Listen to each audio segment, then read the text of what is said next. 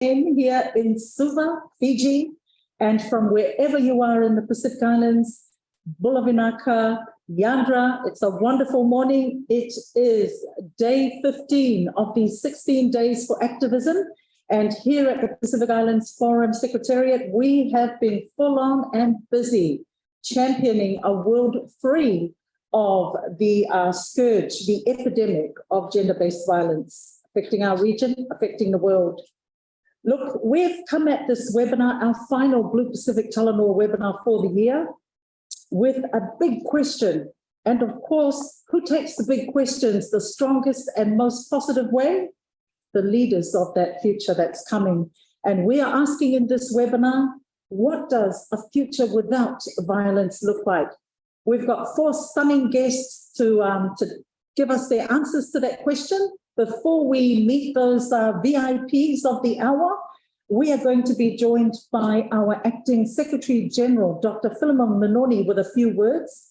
But ahead of that, I would like to give a special thank you for the Pacific Partnership, to the entities involved in that partnership, particularly UN Women, SPC, our civil society activists who are core to the work of making gender policies come to life, come to reality in our Pacific world.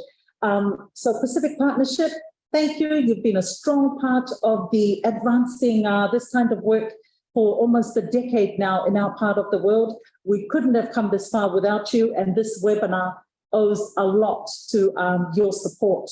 Without further ado, colleagues, friends, Pacific family, I would like to introduce the Acting Secretary General, Dr. Manoni, for a few words.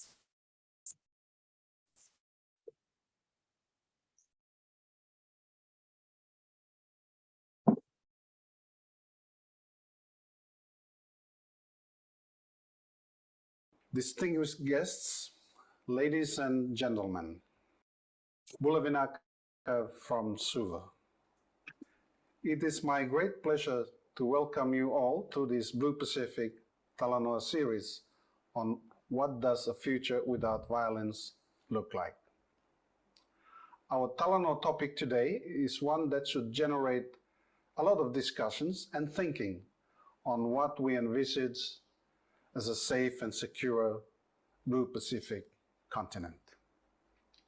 Today, we are privileged to hear from young people of our region. At the Forum Secretariat, we value the voices of our young people, as they are a critical part of ensuring that our leaders' vision for a resilient Pacific region of peace, harmony, security, social inclusion, and prosperity is achieved.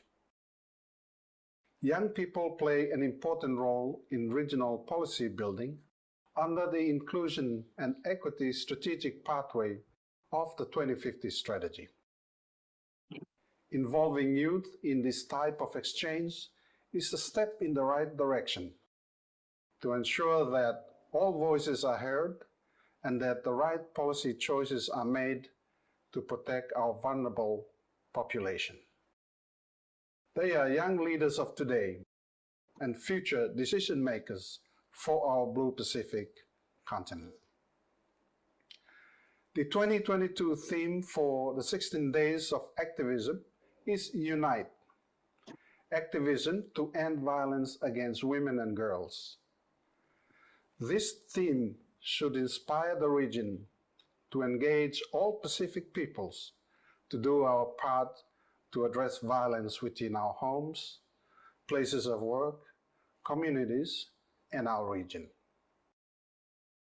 This year at the Forum Secretariat, we have continued to actively engage in addressing gender-based violence and gender inequality by ensuring that the inclusivity and equality is mainstream across our work streams.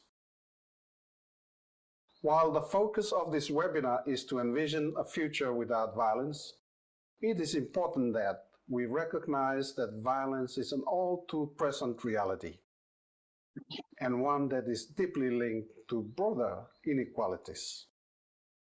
In that respect, A key piece of work for the Secretariat in 2022 has been the revitalization of the Pacific Leaders Gender Equality Declaration, which has featured a robust and inclusive consultations process to ensure the next iteration of the declaration reflects our current realities and context, including climate change, disasters, and other multipliers such as the COVID-19 pandemic, all of which have implications for violence within our communities.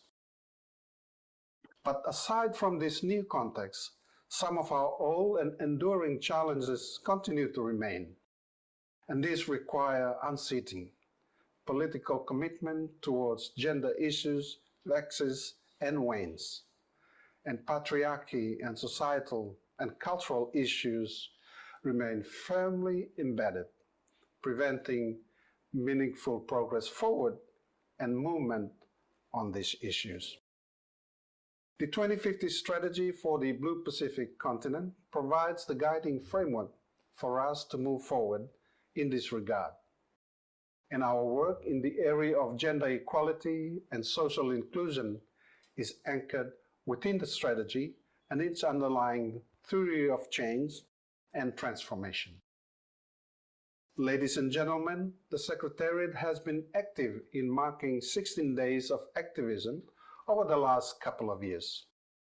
This year, we've had a social media campaign with messages on ending violence against women. We've also had informal Talanoas, an art exhibition, and this important webinar that we are having today. By having various activities that engage with a wide range of stakeholders, we aim to do our part to advocate against gender-based violence. We will also continue our advocacy through our weekly Thursdays in Black messaging in solidarity with survivors of gender-based violence.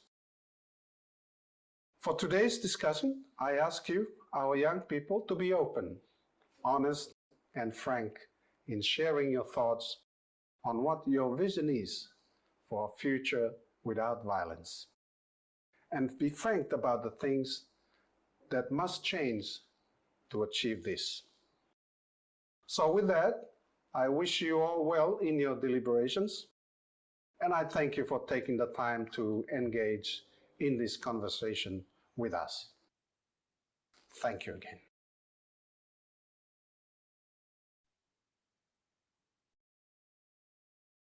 Thank you very much to the Acting Secretary General, Dr. Philemon Manoni, for that regional update, presenting the context, the big picture, the realities that we are still facing. And at this point in our Pacific journey in 2022, being the holders of the global record for being amongst the highest, more than 2/3 of our women affected in their lifetime by gender-based violence. Where are the answers? What are they? What does the future look like? What does that future without violence look like? Such an inspirational theme for today's first speaker, who's coming to us from the region via Suva. So from that whole of Pacific perspective, I'm so pleased to be handing the mic to the first of our young voices, to our leaders of tomorrow, who are leading today, actually, leading the action today. So youth activist Ala Cassandra Singh, the floor is yours as an Emerging Leader Forum alumni, as co-convener of the Fiji Youth and Women's Forum, as an activist embedded in the Fiji women's rights movement and serving the Pacific region through your work. It's exciting to have you open up our panel this morning. The floor is yours for 2 or 3 minutes before we head on to our next speaker. Thank you, Ala.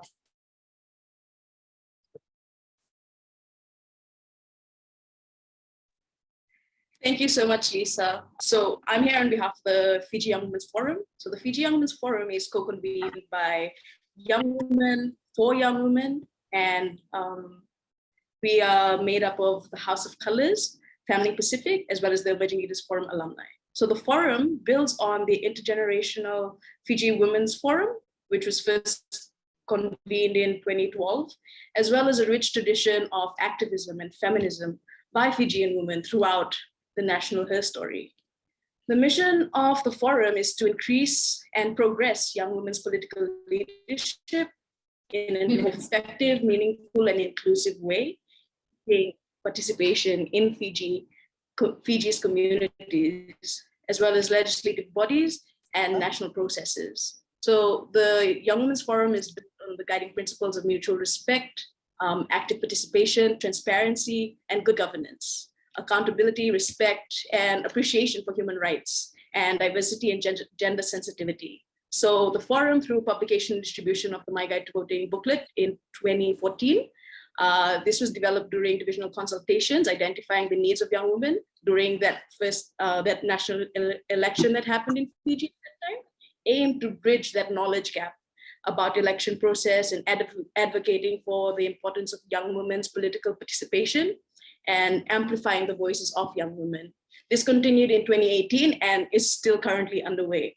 So the co-convened to maintain the Young Women's Forum as a unique woman-led space that fosters through the strength of leadership, sisterhood, and solidarity, and have molded the forum as a safe space for young women with disabilities, young women of different religions, non-religious beliefs, young lesbians, bisexuals, transgenders, and all across, regardless of your diversities. And the participants represent the young women's networks that are actively engaged in the decision process and various advocacy efforts that serve to highlight young women's concerns. So in terms of today's theme, the Young Women's Forum, Fiji Young Women's Forum, acknowledges the prevalence of gender-based violence and its effect on young women's ability to progress. We recognize the role that government and leaders play in eradicating gender-based violence and how they may also perpetuate attitudes and actions that promote gender-based violence.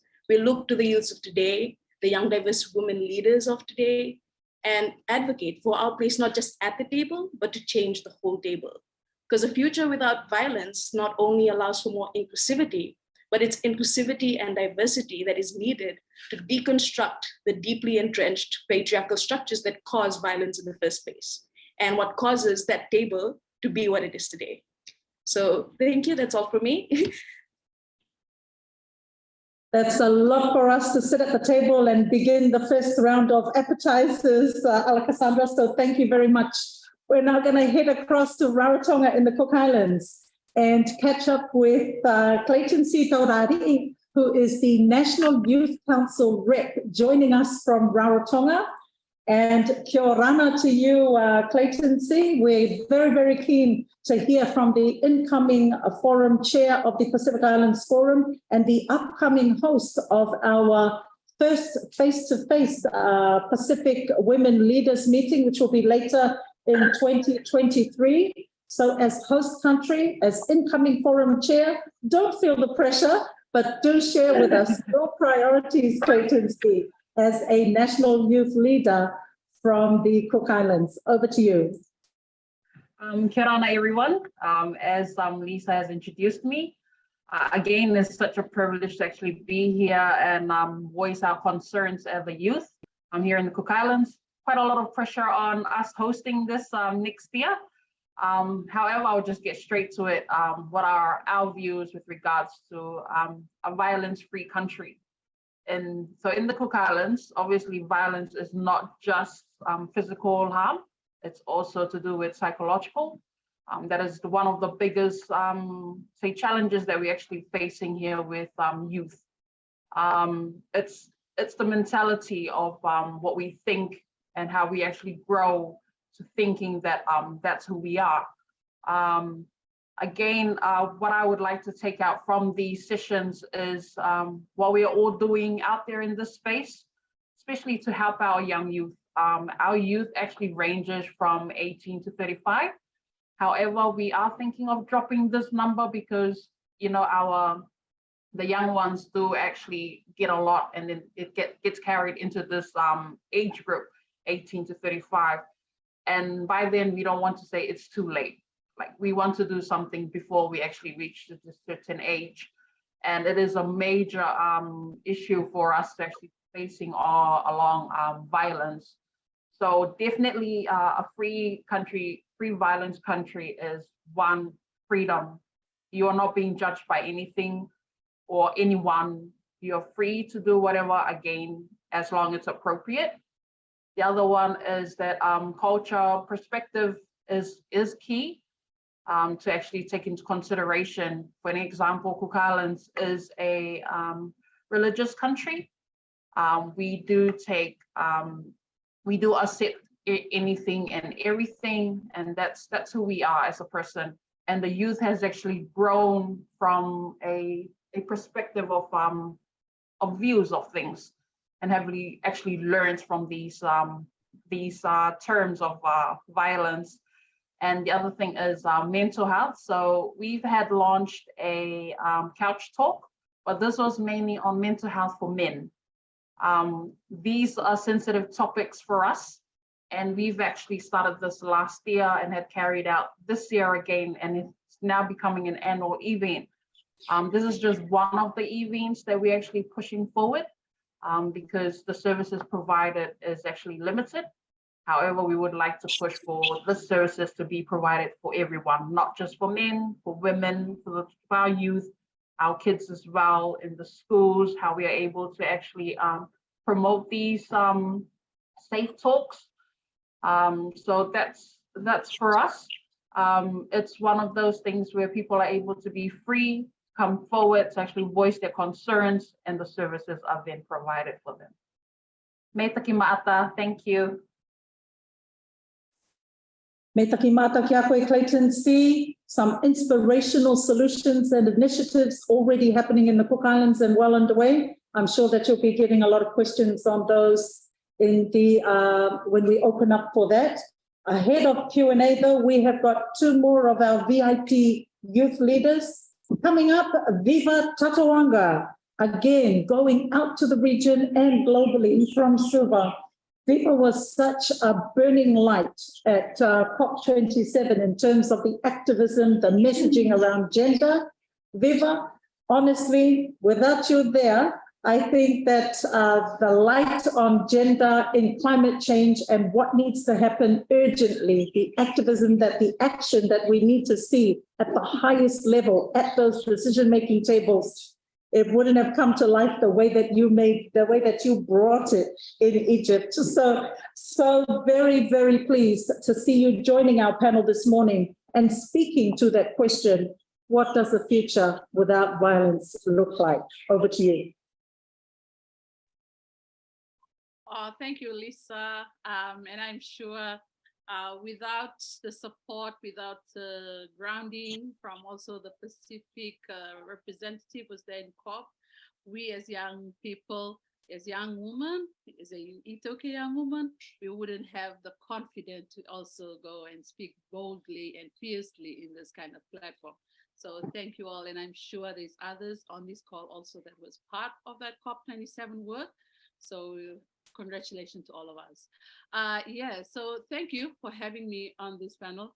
I'm sure most of you have seen that yesterday was one of our most craziest day as Diva for Equality Fiji as an organization, because we also had our closing of the year event, which is building up to the 16th day of activism also. And most of the conversation that we kind of have yesterday was kind of already settling me coming into this panel this morning, and to really bring it down to narrow the whole, funneling it down to the question, which is what a world without violence would look like.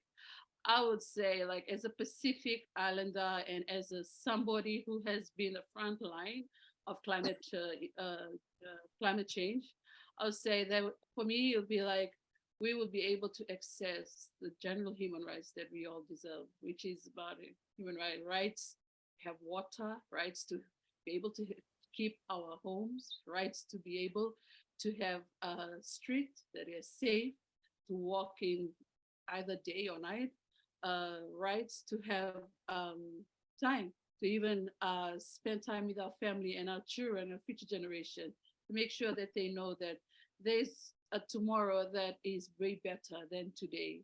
And I think part of the work that I am doing in terms of sexual reproductive health and rights, if we are to link it with what does a world look like without violence on SRHR, it would be women and young women would get to access services that is provided, that is for everyone, for services that is meant to be accessed by all and everyone, and not just for some people. Yesterday, we were in a panel where young women strongly, Mamta Chan strongly spoke about how is it very hard to just go and access information on how accessing sorry, and it's just been a crazy week. How to even access information on contraceptive. Even the minute you come in and you ask for this kind of service, you get discriminated by being asked a lot of questions like, oh, are you sexually active? So all those other things. So imagine if there was a world that is without violence, you can be able to access all these kind of services.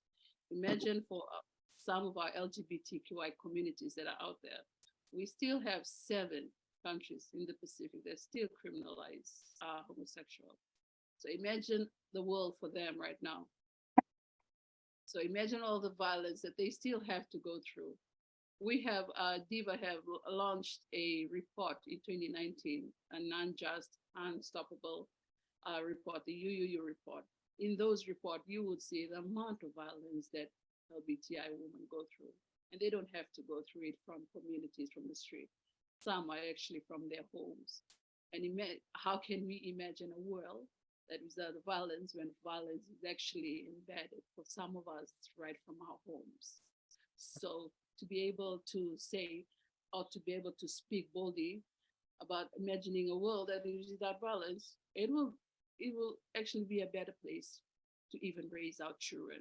It will be a place, it will be a place that even for us has already been part of the movement. We get to get some rest from the work that we are already doing. Decades and decades, you have women's movement, you have women's human rights defenders, you have feminists that as part of the work is just to make sure that the work that we're doing, that it's not going to be keep being oppressed. And I heard from the other panelists talking about, we are done just talking about violence that like is just a physical thing. No, we want to talk about all sorts of violence. The violence that has been shutting us down from accessing our rights to economic justice, ecological justice as Pacific people from our climate change work, economic service provider, our rights to, how about that, mental health. How are we also tackling that?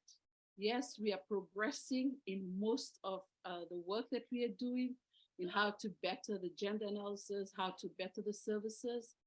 But let's be real, how is this actually implemented down so it can also reach the grassroots communities?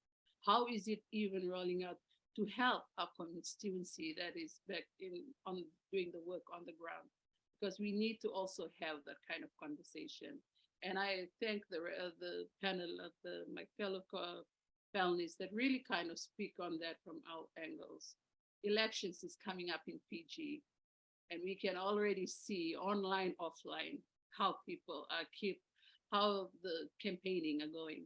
And from our end, one is more important to me is like, how are we nurturing the women that are actually are bold enough to take stand to be part of this process?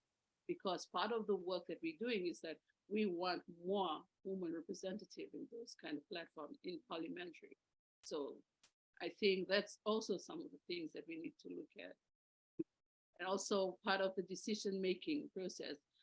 COP27, one of the highlights that came out, 100 or something governments within that space and only 7 women is represented there. So the violence is not just about physical violence, but it's also about all these decisions that we keep making, all these systems that keep being set up to keep serving masculinity and patriarchy, and not really about democracy or to lay an equal platform where everybody can actually participate and be part of as equal representative. I think I'll leave it to that, Lisa, and I'm sure I'm open for second round if there is. Thanks. Vinaka, Vinaka, Viva from Diva. There you go again, summing it up so beautifully with such resonance, passion, context, and clarity. Thank you very much to our speakers so far from Fiji, from the Pacific, from the Cook Islands. We are heading across now to the biggest island of them all, or the biggest group of islands, 3 out of every 4. Or if you believe some of the stats we've been seeing this week, 4.5 out of every 5 Pacific Islanders come from this one nation alone. We're heading to Papua New Guinea, and we are catching up with David Lawrence, David Aunekarupa Lawrence, who is joining us as a leader who has already set in motion a powerful partnership initiative called #Men and Boys Too. And you guessed it, it's about linking back to the mana and the power, the absolute necessity of bringing in our men and boys as part of the solution in our battle to end gender-based violence across our countries, across our region, across the world, and everywhere. David Lawrence, we're going to hand over to you now for your powerful moments of opening before we set the table for Q&A. So over to you.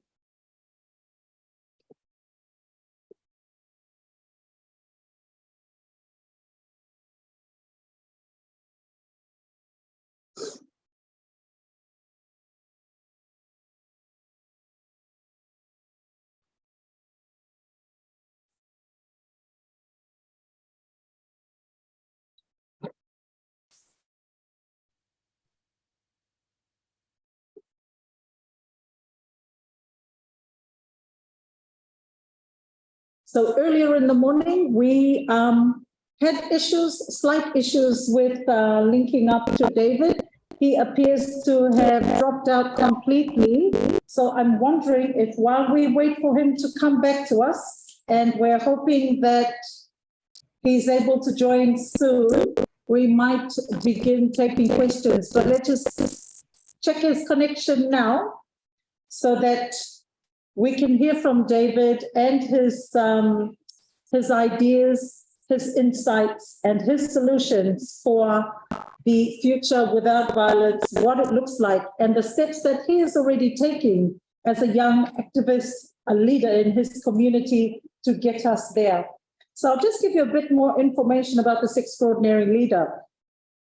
David says that he founded the #Men and Boys Too campaign back in 2017, when he first came across the 16 days of activism hashtag and what it was involving in Papua New Guinea. He's 29. He was already on his journey towards being a youth development specialist in that context, and well into his career of working with Papua New Guinea youth and social development since the age of 17. So he's now the principal advisor, international relations in the National Youth Development Authority of Papua New Guinea. So part of a very big, very important national network in our largest member country of the forum. So his End the Silence campaign also continued in 2020 during the height of the pandemic. But without further ado, I'm going to hand over to David because we're back on and connected, and he can tell us more about that himself. Over to you, David Lawrence.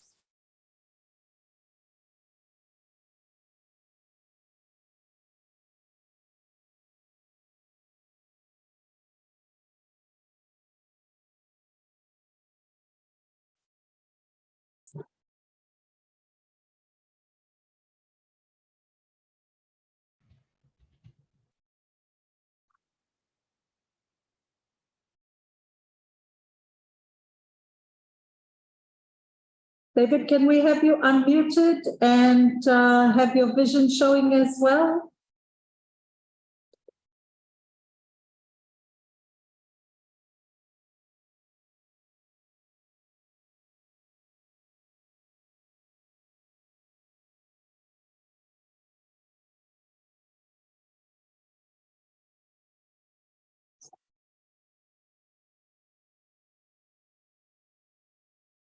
Can't hear.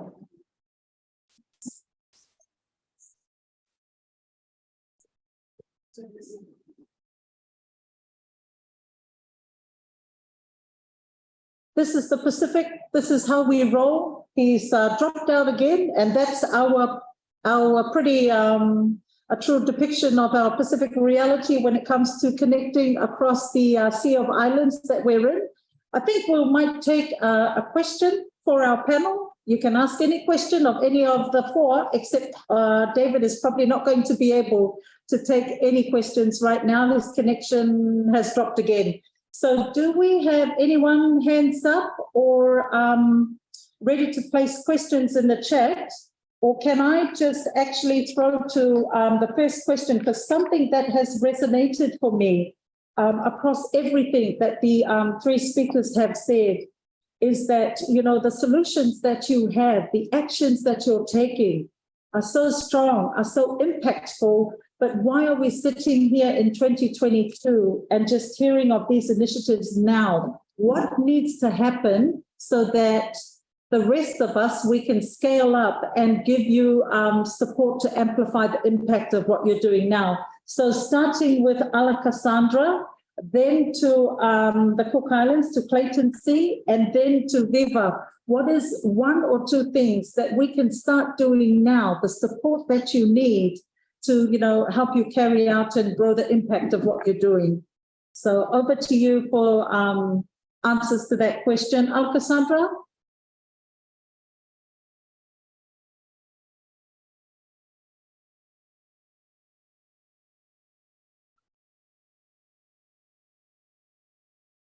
Thank you. I feel in terms of barriers that restrict them getting the things that they need to on their advocacy of gender-based violence and their activism towards it, trying to end it. First and foremost is resourcing.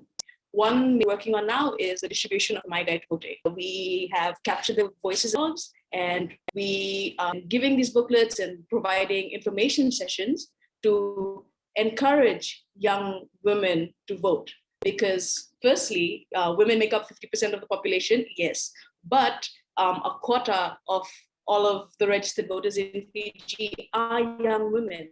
And that's a very important demographic. These women are often forgotten, often pushed aside. Their ideas are not really taken into consideration. So it's important that we try and give them the tools, or we equip them with the tools, the right tools that they need to make better informed decisions. So one of the main important decisions that's coming up for Fiji right now in a few weeks, I think it's next week actually, is the Fiji election. So we're trying to get as much young women voters as we can to make it there on the day. A big problem from the last election was voter turnout. So we need women to make these decisions, to put in the leaders into government, not only just to put the leaders there, but to actually inspire them to maybe one day take on that role. Because having young women leaders, having that where their ideologies would then reflect into policies, and the policies would then affect the society the way that it does. So that's just one thing that we were doing recently. And one major issue that we had found there was the resourcing, actually getting funds to travel from here all the way to the north, all the way to the maritime areas which are often forgotten. Very often we have the centralized area like Suva, the western Nandilo Toka areas in Fiji, and like probably like Nusori Rewa that side. But to go to the other islands, being part of the Pacific, we all have a scattered amount of islands and people living in maritime areas. And it's very hard to engage with them when you don't have the resources to actually get to them.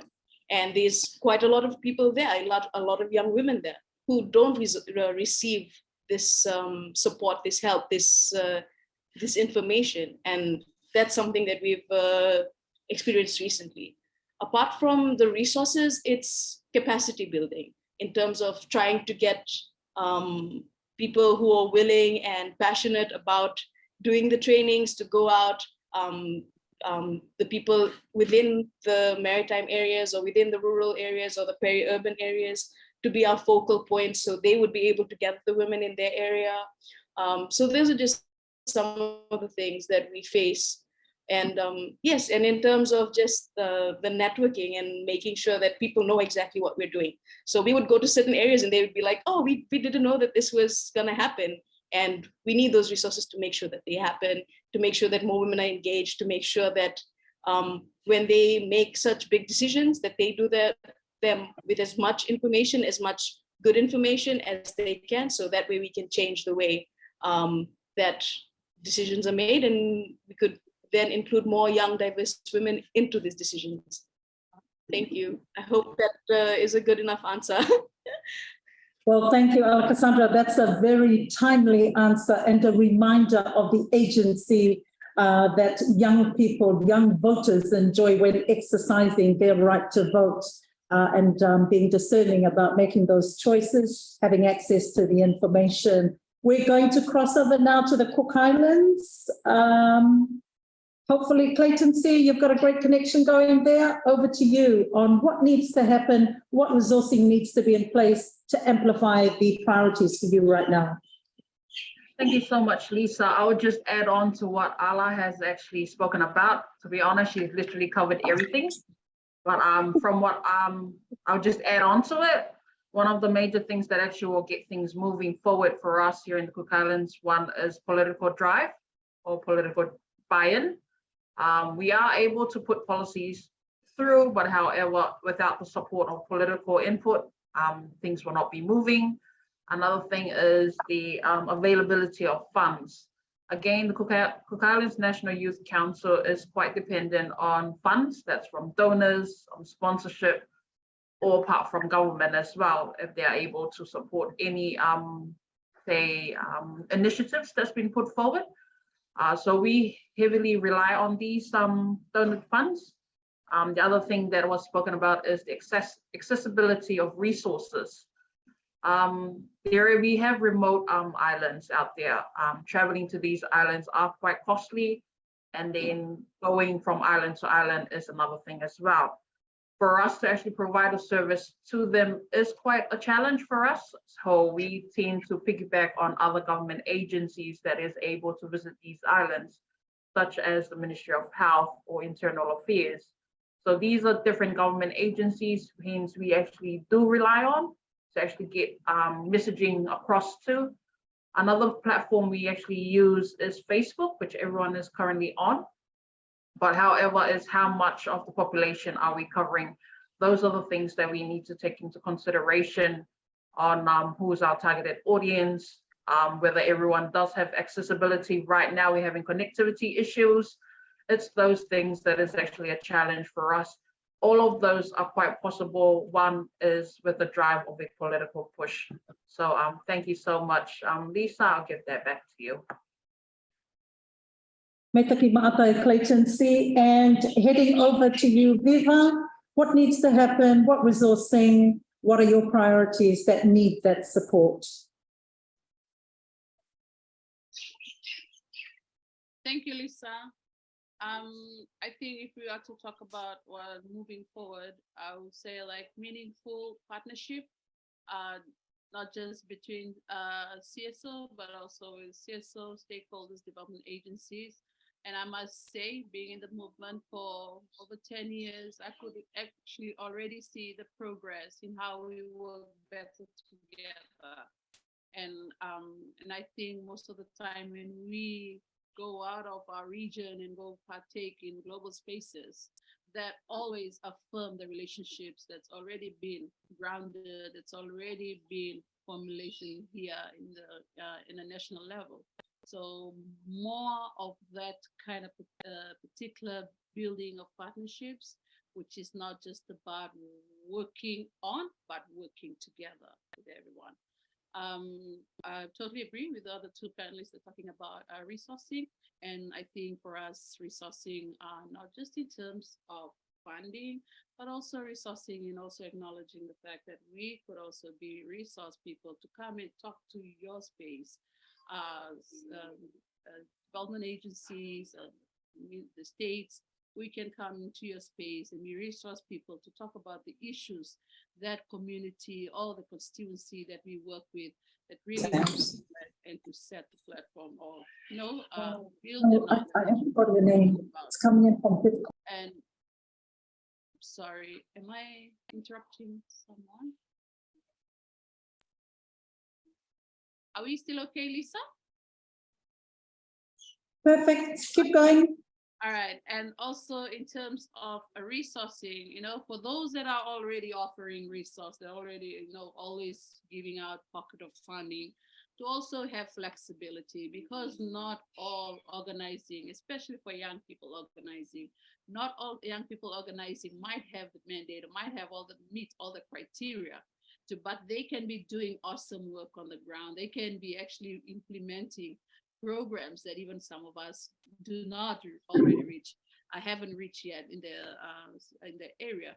The work that for us in Diva, we are only a 10-year-old organization, but we work across Fiji.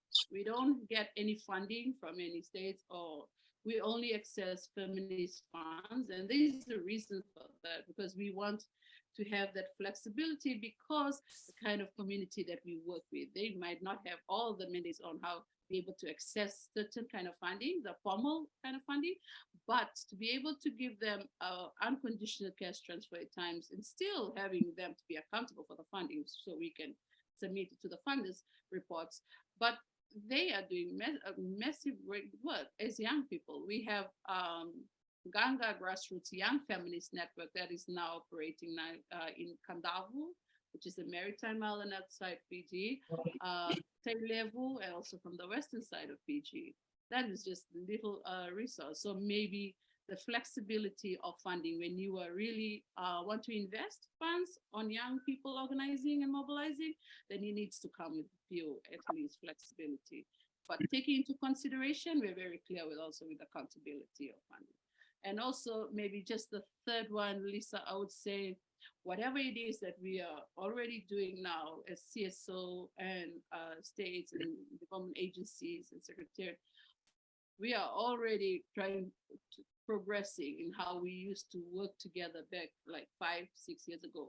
So maybe maintaining that relationship and maybe just invest more in how we can really make it about community-based or grassroots organizing, I would say. Thanks, Lisa. Vinaka, Viva, for that comprehensive response, particularly highlighting the issues, of course, around resourcing and, of course, the F word, funding. That seems to be the perennial one that never goes away, and it's a constant issue and challenge. We do have a question coming up, but before that, David is good to go now on testing another device, and hopefully we'll get a connection going then. So I'm going to hand over to PNG. David Lawrence, come through.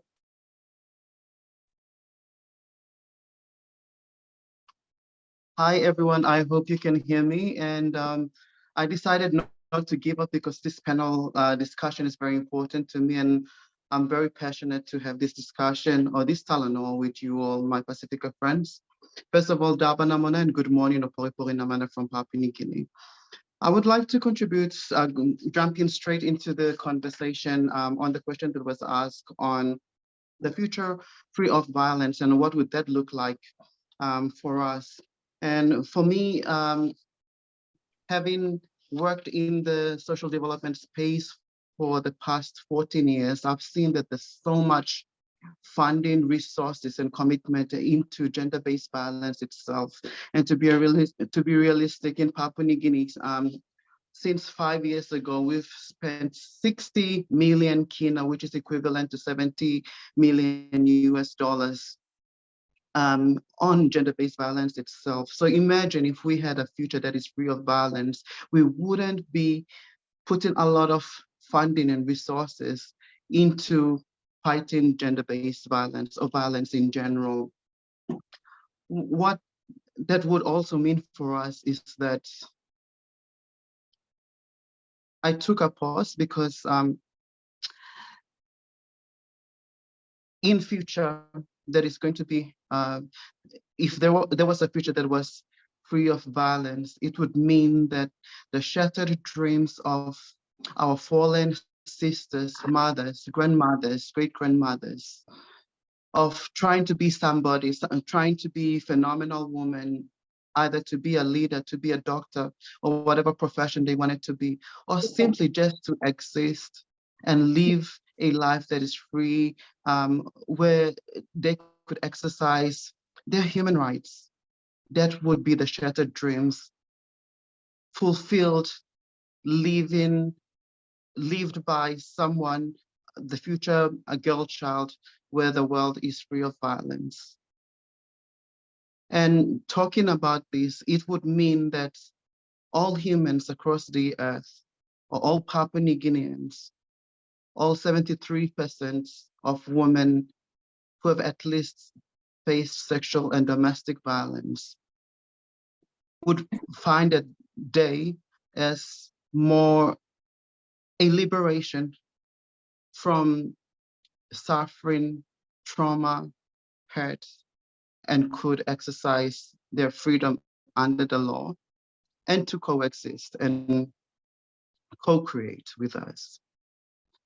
So coming back to the background of what really needs to be done in society or in the Pacific region as a whole, we know that there are grants and funding resources, legislation, policies, and frameworks already in place that we've been working to address this huge thing called violence. And COVID-19 is not a pandemic for us. Violence has been a pandemic for us before COVID-19.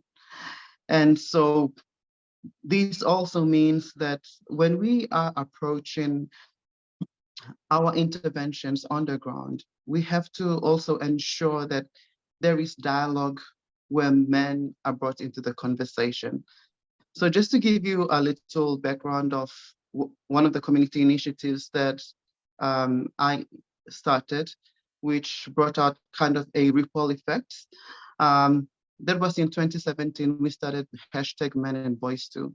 And we wanted to build, bring in young men and boys to understand, for them to understand what violence is, because violence seems to be a norm in Melanesian culture, and, or especially in Papua New Guinea. And we want to see if men and boys could take action, because over the past maybe decade, men were never in the conversation. There were no feminists or male feminists or equality champions like myself. So we wanted to bring in that conversation, that if men are involved in conversations of not only changing their ways, but redefining masculinity, and also taking their place in society where they protect women as what we know in the Melanesian society or Pacific Island societies, men were the protectors. So we wanted to bring in men to have that conversation. So in 2018, 2017, we had only 12, and then 2018, we had 27 men tenor, and then 2019, we had 36 men and boys stand up, and the conversations were around perpetrators of violence, because just to show you a number of statistics that we have, 41% of Papua New Guineans, Papua New Guinean men admitted that they've been to having raped someone. Over 2/3 of women are estimated to have suffered from domestic or sexual violence or physical or sexual violence. 7.7 of these perpetrated men who admitted that they have been perpetrators of violence admitted that they perpetuated male rape. And so we wanted to find out questions: why do men become perpetrators of violence? Because in the advocacy space, we only talk about stop violence or knock and fight in Mary, do not hit a woman. but we don't ask the questions to perpetrators as to why they do this. And we find that during the #Men and Boys, which is the safe space that we've provided for men to talk about violence and really dissecting little abuses and how do we normalize violence and how can we work against advocating as male champions to say that violence should not be tolerated in our societies and in the basic unit called homes. So we found out that male childhood trauma needs to be addressed.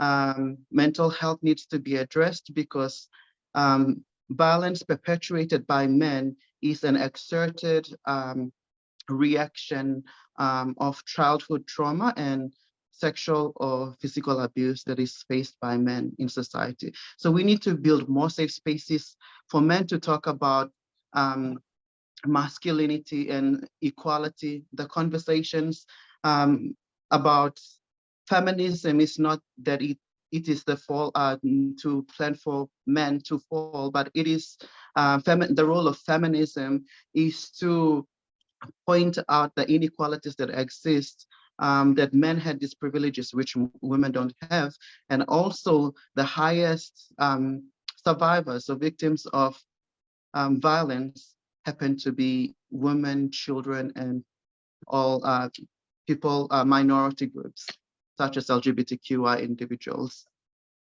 And so from 2020 on, in 2020, we had an incident where a young girl by the name of Janelle Kennedy, who was murdered by her partner.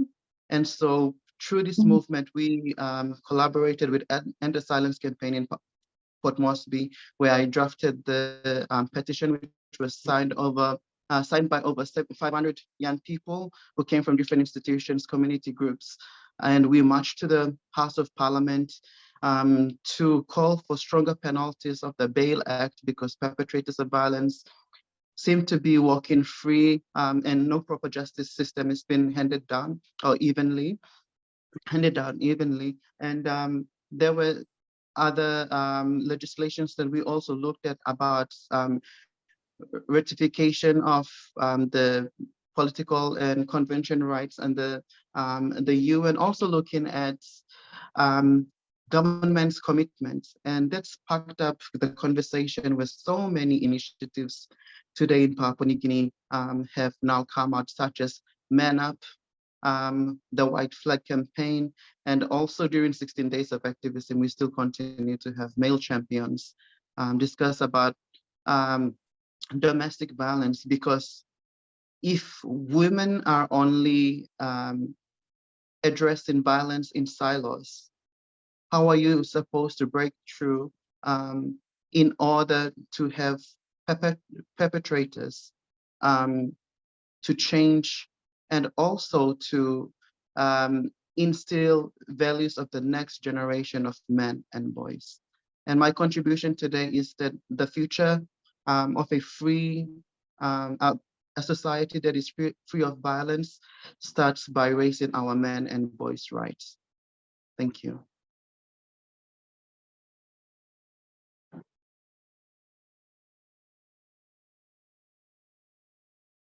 Thank you, True, David, and so pleased that you could join us from your connection and your device. People, we have got questions coming through. I'm going to jump very quickly to the question that I'm seeing from Olivia, which is around a comms plan and what strategy or plan is most important to ensure Pacific women are more engaged and empowered. From each of you, very quickly, in the order that you spoke, beginning with Cassandra, could we have your quick response to Olivia's question, but maybe pull it out a bit, and instead of just comms and planning, what is the strategy? What is the key action that you feel is most important to ensure that Pacific world free of violence, to ensure more Pacific women are more engaged and empowered? So over to you, Cassandra. It doesn't have to be the comms plan. It can be a strategic action or whatever you think needs to come next. Thank you. Thank you so much for that question. So, well, it's 2022, and as we've seen from this year's 16 Days of Activism campaigns, a lot of it has gone online. Everything's online. So what we, as the Young Men's Forum, have done is we've tried to boost our online engagement. We've gone to all of the social media apps and up the quality of things that we output. As well, apart from that, what we've also done is we've moved to connect with community leaders. So FWRM had done research, the Balance the Scales research, back in 2016, I believe. And in that research, they had asked, where do women go for help? So from that, they had found that 47% of women in Fiji first approach a family member. Second, go to women's organizations. And from that, we had decided that the people we're going to actually target and connect with are the community leaders. So when we say community leaders, this means prominent women in variety, in diverse communities all around Fiji. If we connect with them, majority of women would go to them for help, because second to them is women's organizations, and that's only 20%. Apart from that, 17% go to health clinics and things like that. So we have also tried to strengthen these main focal areas of engagement. When women are experiencing violence in the household, where do they go first? And how is the information, and what is the information, the quality of information they're actually receiving? Do the people they go to actually know how to help them navigate through the formal justice system? This same research also showed that only 10% go directly to the formal justice system. That's the police or legal aid services or the court system, only 10%. And 6% actually go through faith-based organizations like churches. This is the Pacific, something that we all hold dear to us is religion and the sanctity of it. So we have then shifted our view, our scope, not only just to focus online, but to engage with the places that women actually go and engage with when they're facing the violence. So we, so that's pretty much what we do. Thank you for that best practice, Ala Cassandra. Heading across the Cook Islands, Clayton C. Kia ora, thank you so much for the question with regards to what communication plans we have in place and engaging with women. So as Ala has said that media platforms is the #1 platform, same thing here in the Cook Islands. However, we still tend to utilize the newspaper as well. There's still old folks out there that like to use the newspaper and prefer reading things on newspaper, as well as there's the radio that's being utilized as well. One of the effective ways in seeing whether these our communication plan is actually working is actually doing a quick survey in the country. The other one that we like to be doing is a face-to-face engagement, which you get more information once you actually connect with the person or within the community as well, which is something Ala had touched base on. And that is one of the tools that we actually tend to utilize. Services are provided in the Cook Islands for women. Women are actually forthcoming with domestic violence, anything that's going in the homes as well. However, not just to talk about women as well as our men. They are also vulnerable too. And they are the ones that's actually in the blur, hence why we focused our mental health couch talks on men. So women, they have services available. The only thing that we are trying to reach out now is those in the remote islands, which for us is called the Pa'inoa. So it's providing the services to them and how accessible these services are. There is only limited, for an example, newspapers that is actually circulated in the Cook Islands, but heavily on media platforms, which is your normal Facebook, boosting up those medias as well. It is actually a hassle, but it's what we can provide at the moment until we have a better solution how we can actually have a full coverage for the whole of the Cook Islands. Thank you so much. Metake Mate, Clayton C. Over to you, Viva, and then David, on that critical question of what is the best way, or what are you finding to be the most effective way of engaging and empowering our Pacific women. Thank you, Lisa. From my end, I second what the two panelists talk about. Like we have within the organization, we have programs that are already set up to serve, to make sure to keep connecting with women from the ground and the constituency that we work with. And that's mainly both LGBTI communities and also women that are under our Women Defend the Commons climate change work. So I think for having to say that is that this also is important.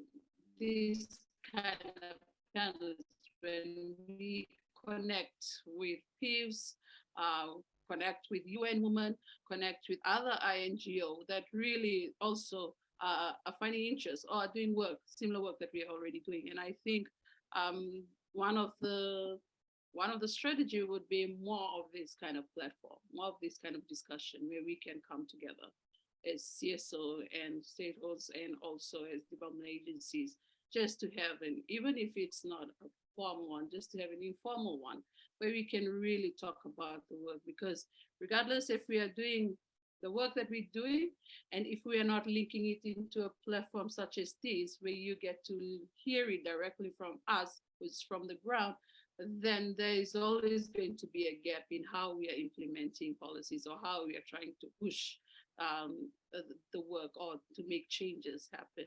So yes, and for us in Zindiva, we have monthly, we do phone trees every month. So every month we have a district, an MC, a management collective member that does phone tree, and every end of the month there's a report coming out from all the divisions that we serve in, as far as going out to Gamea. And that is in both programs, the Women Defend the Commons constituency, the LGBTQI, and also the Nganga Grassroots Young Women's Network now.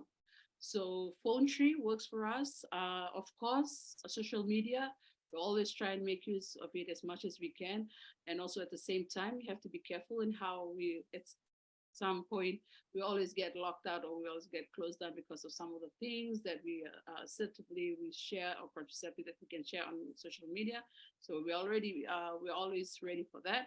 And the other one that was mentioned by the panelists earlier, the best one is the face-to-face meeting, because it's then that we really get to see and we really get to spend not just talking to women and getting up to issues, you also will spend some time in how to heal some of the struggles. And one of the things that we always say is that the personal is always political. So I think for us, it's having the monthly, the quarterly meeting, constituency meeting, face-to-face is also a strategy that we are using now to keep connecting. And I will just close by keep saying this is also a best way, this kind of informal conversation that is hosted by peers or sometimes with development agency, that we get to really stay connected as Pacific, not just Pacific women, but also as young women. Thank you, Lisa. Vinaka Viva. David, are you able to connect? Thank you very much. Over to you. Sure. No worries. So I'm going to go straight and be frank with my responses. So there are three protagonist actors that contribute to advancing or the improvement of how we approach gender-based violence, that is individuals, community, and institutions. So at the individual level, I'd like to say that we have to stop talking about gender-based violence like it's some kind of a virus that we can catch. It's literally in our families. So at the individual level, what can you do? And that is by holding your families and your brothers and your fathers and uncles and your grandfathers accountable, because 2 in 3 women face gender-based violence, the sexual, or have at least faced sexual or physical violence. And these are not people who are outside there. They are in your family. And so you have to find out, you count, there's 3 women, at least 2 of them have suffered gender-based violence or somewhat sexual abuse. So at the individual level, what are we doing at that point? And one thing I also tell my young people is that if you want to create change online, go offline. We say that social media is a powerful tool, but these are messages that come up again and again, and people just scroll over them. The actual fact where violence happens is in our family units and in our communities, and we have to start holding dialogues. So that brings me to the next actor, which is community. So in the communities, speak with chiefs, have dialogues. In a Melanesian culture, we had a house month. We have to revive that culture where men have to sit around the table and discuss about these issues. Village chiefs need to intervene when they notice violence. Bystander intervention at the community level, where we see that there is a growing number of footage that's going up on social media about two women fighting over a man, or maybe a man beating up a woman, or we talk about this is gender-based violence, raise awareness. Raising awareness also means by intervening and reporting violence when you first detect it. That also comes by to the next point within the communities, working with churches. Churches need to now start talking about peace, love, and focusing on families.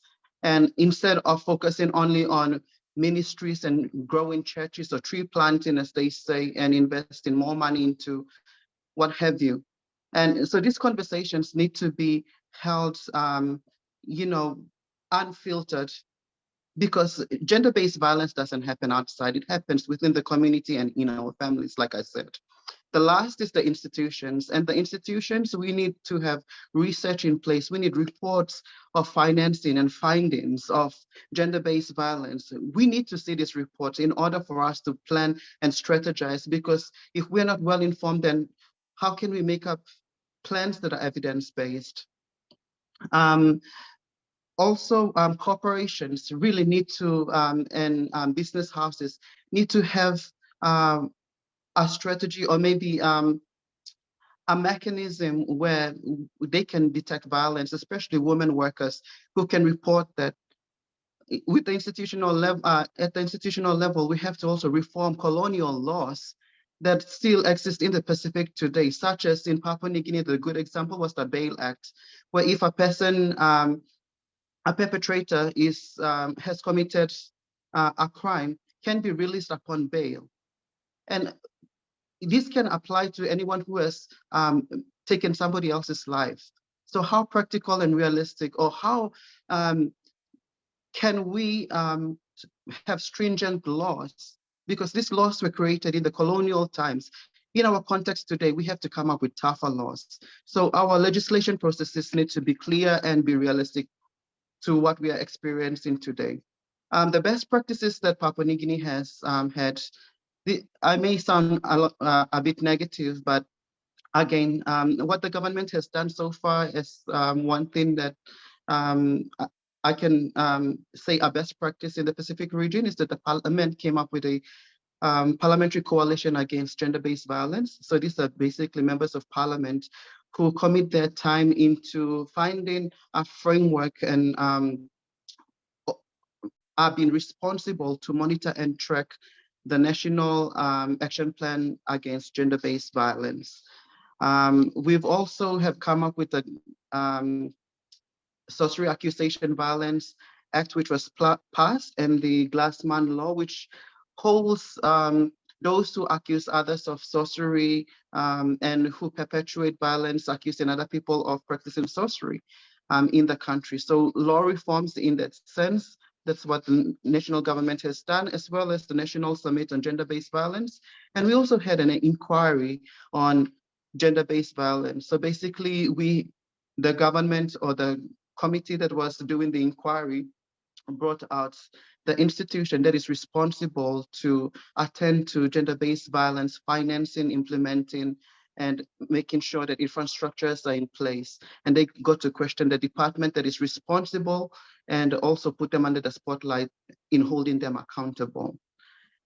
In closing, I would like to also move this back to the CSO system. We have to stop using gender-based violence and other thematic areas as a competition for funding through donor agencies. In this, in addressing gender-based violence, there is no politics, there is no competition of who is doing what and how much funding can each CSO can receive. we have to now start collaborating and have a sense of coordination to reach out. Thank you.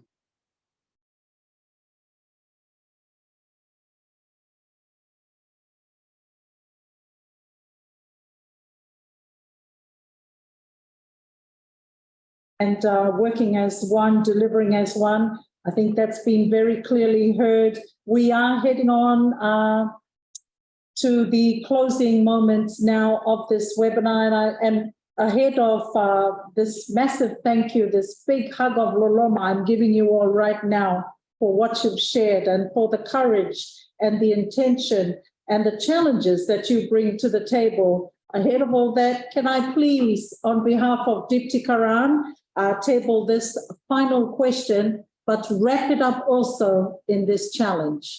So to our guests, I want you to imagine that you are at the Pacific Island Forum Leaders meeting in the Cook Islands, and at the retreat, you are there with the full attention of all our Pacific leaders, and they want you to tell them, how can we ensure, what is the one urgent burning mandate that we must deliver on? How can we ensure the well-being of our youth in the Pacific when it comes to a world free of violence? We're going to go first again to Alakasandra, then to the Cook Islands, back to Fiji, and wrap up with Papua New Guinea. But hold that thought in your mind, that you have the complete attention of our forum leaders, and they want the response to that question. What would you tell them when it comes to ensuring mental health, but also overall well-being of our youth in the Pacific? Over to you, Alakasandra. Thank you so much again for that. So just reiterating, like what the previous panelists had said, there are lots of barriers in terms of like institution-wise, individual-wise, and even communally. So very often in the Pacific, culture and religion are often enablers of gender-based violence and gender inequality. And just like David had said previously, they are colonial laws that perpetuate this violence. Based on the FWRM's 6-year trend analysis on rape, it showed that the average sentence has increased from like 10 years to almost 13 years now. But at some point, we were still hearing rape cases in magistrates' court. So in terms of well-being of youth, we first need to, as individuals, we need to be equipped with the knowledge and the correct information so that when we work towards this end all goal of eradicating gender-based violence in our communities, that we know what we can do. So building our own capacity as individuals. Then in terms of society, that's a bigger whole mindset where we have people from the community with their different perspectives on things. We need to make our communal spaces, just like how I said in the beginning of this discussion, this Talanoa, we need to change the table from communally even towards institutionally. We need to change the people who make the decisions, because we need to change the system that we're under. The system that we live in is inherently patriarchal. The colonial, and those colonial laws are also patriarchal. They were made by men for men. And in order to make laws and systems by women, for youth, for young people all over the Pacific, by Pacific people in general, we need more Pacific people making these decisions in the first place. So we need to strengthen our capacity as individuals, getting as much information, getting as much tools and resources that we need, so that way we can move to the next level and be empowered to actually take that to a more broader spectrum, like a national spectrum, or probably even regional wise, to make those decisions, to actually change those policies and legislations that would actually trickle down and affect our communities and us as individuals. To change the whole table, maybe make it even a mat. We can all sit down, Talanoa, as diverse young people, and join together in this journey, eradicating violence. Thank you. Vinaka Alakasandra, I like that notion of getting to the decision-making table by taking away the table. Over to you, Viva. We have lost Clayton C. She's had to jump into another meeting and start streaming from there. So Viva and then David, your time with the leaders, what would you tell them? Thank you, Lisa. I think by the time I get to that table to speak with the leaders, I will already be ready with all this research and all this statement that is really give facts about why is it important to include women and young people in decision-making spaces where they're deciding about climate change work. Because I believe that this is something, regardless of the issues, regardless of the focus of the work that we are part of, if we don't get to stand to fight for the freedom, and the existence of our land, of our ocean, of our homes, then all other work doesn't matter. So I think for me, my message would be broaden the table, but broaden with a bigger net so we can have proper discussions about not just about climate justice, not about climate change, but again, gender climate justice. Thank you. Vinaka, Viva, gender climate justice, again to the fore, and back to you in Papua New Guinea. David, take us home. Thank you. Yes, I think I would start off by saying that 60% of the world's population is made up by young people, and it is unfair that if young people are not invited to the table in terms of the processes of planning, research, implementation, monitoring, and evaluation, then it would be unfair, because you cannot plan for a future that especially the older generation cannot plan a future that they are not going to live in. We are the shapers of tomorrow and the leaders of today. So I would call for an intergenerational shared leadership, in that way that we are balancing the powers of our older counterparts and the young people, just like our ancestors did. The older people navigated, and the energy of the young men where they paddled the oceans while they voyaged. So it's the same concept that we want to apply, that give us the space, hand us out give us the reins, at the same time mentor us, because we don't want to lose that wisdom that you have as older generation, but then you cannot do away with us, because we have the energy and we are the future. And so we have to have this exchange where shared leadership, intergeneration shared leadership is harnessed and embraced as Pacifica. Thank you. Thank you. Good, Platru. And what a powerful way to end. On that note, people, let's catch hold. Let's keep the faith with our young shapers of the future, our leaders of today, taking us to that Pacific future without violence. One day we will get there. It's a big journey. We've seen the challenges ahead. We've just had reports released this week that show us the scale and the scope of those challenges. And we look forward to continuing these journeys with you past the 16 days of activism, 365 days of the year to get the tasking done. With that said, have a great, safe weekend. We'll see you online. This is going to be shared to our YouTube platform, and have a wonderful, blessed weekend. Thank you again to all our participants, our VIPs, our leaders, our youth. Vinaka Vakalevu from us here at the Forum Secretariat. We'll see you this time next year.